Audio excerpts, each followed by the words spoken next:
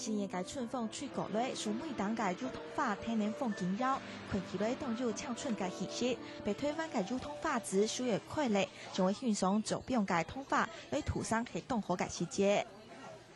时差从北尼沟下涂上到六头，转中用路、新田路、高到南天木路，也讲出7月，大年呢嘅次行车就做得了一定涂上送通之力。从用咱捷运站出来，做得看到太太嘅50时。涂上通发节，也代表明年2百个通发季又会正式开始咧。今晚天气多好，到日去后期之后擦个天友 ，anyway 出发咧！天然万万未必嘅新天路，规路立国山边，立国面屋，温火嘅热漂走下来，成都嘅交通树抢悠悠儿。铁棍、洗下叉、大嘴鼓，也是这起次行车运送通发，只是系半年心骨800块。桐花节现在在初开了，慢慢就会盛开了，更越来越漂亮。山呢，非常的漂亮，有桐花陪伴着我。这个一定就是宫花，完整的都是宫花。对对对，好，所以说雌花你不容易看到，除非真的是刮台风。掌块嘅通发唔比冻块快到挠挠嘅细节，唔过按用嘅用额喊卡第二下都按不失调，也为喊做得起次行车困风入窗。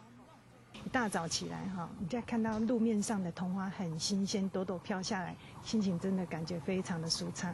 按不跳也为嘛系当原本的夜骑路线。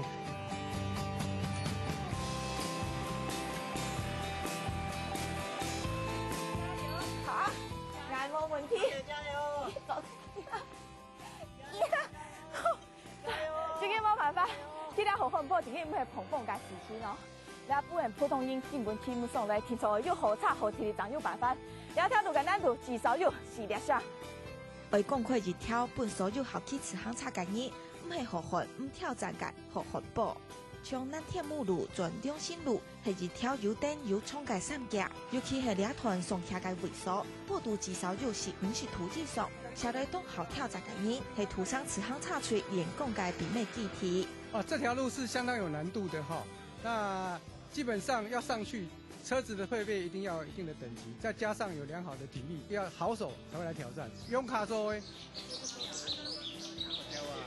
汽车到下高嘅位所就做得看到下烂嘅田、下抢嘅树，无论是到通发公园，也系新田30，也涂上最高峰天上山嘅板山牌，看那个戏都系动江嘅风景，春风吹过来，少暖嘅细节，将大概通发相依来行点记掉。